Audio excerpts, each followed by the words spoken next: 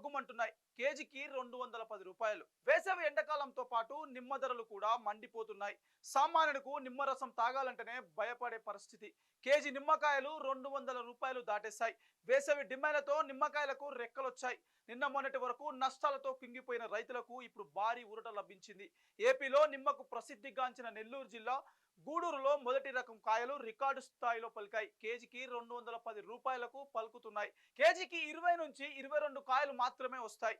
ఇటీవల కురిసిన అకాల వర్షాలకు నిమ్మపూత పిందెలు రాలిపోయాయని, లేకుంటే దిగుబడి ఇంకా బాగుండేదని రైతులు అంటున్నారు. డిమాండ్ ఉంది కానీ సరుకు తక్కువగా ఉండడంతో రేట్లు ఆకాశాన్ని అంటుతున్నాయి.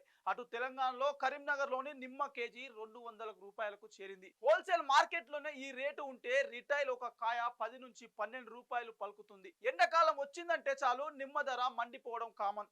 కానీ ఈసారి మాత్రం రేట్లు ఆల్ టైమ్ రికార్డ్ క్రియేట్ చేశాయి. రైతుకు లాభం కానీ సామాన్యుడి జేబుకు మాత్రం చిల్లు. మరిన్ని అప్డేట్స్తో మళ్ళీ కలుద్దాం.